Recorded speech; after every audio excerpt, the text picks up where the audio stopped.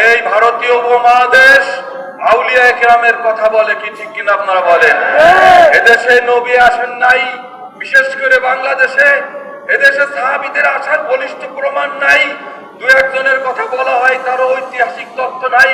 কিন্তু এই দেশে এসেছেন শাহজালাল ইয়ামানী রহমতুল্লাহ আলাইহি, খান জাহান আলী রহমতুল্লাহ আলাইহি, শাহ মাকদুম রহমতুল্লাহ আলাইহি, শাহ সুলতান মাইসার রহমতুল্লাহ আলাইহি, ফুরফুরা পীর সাহেব কামলা রহমতুল্লাহ আলাইহি, সচিনা পীর শাহ সুফি নিজামউদ্দিন রহমতুল্লাহ আলাইহি, ফুরফুরা সাহেব কামলা ফুলতলির সাহেব কামলা রহমতুল্লাহ আলাইহি, এই সকল হাজারো আউলিয়া কেরাম এই বাংলাকে আবাদ করেছে। আজকে বাংলার ৬৮,০০০ কেরাম খুঁজলে সেখানে উলামা কেরাম পাওয়া যায়। আজকে বাংলায় ৩.৫ লক্ষ মসজিদে মুক্ত আজানের ধ্বনি প্রতিধ্বনিত হয়ে বারবার নিয়মিত হয়। এর পিছনে তাদের অবদান, তা হচ্ছে এই সকল আউলিয়া কেরাম।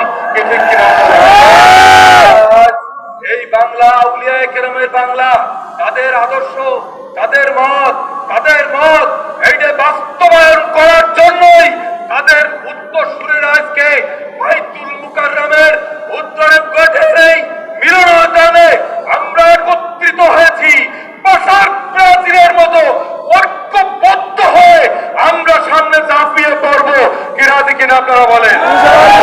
সকল মনীষার নাটপাট ছিন্ন করে পাষাণ কারার আগল ভেঙে মুক্ত জীবনের সোনালী সুবক্ষণে আমরা পৌঁছে যাব। আমরা শায়েখ মোহাম্মদ বেরলভী রহমতুল্লাহ আলাইহির প্রত্যেকটা রক্তের কণিকা আজকে আমাদেরকে তাড়িত করতেছে। কি ঠিক কিনা আপনারা বলেন? আমরা দান দেব, মাল দেব, বুকের রক্ত দেব, জান্নাতুল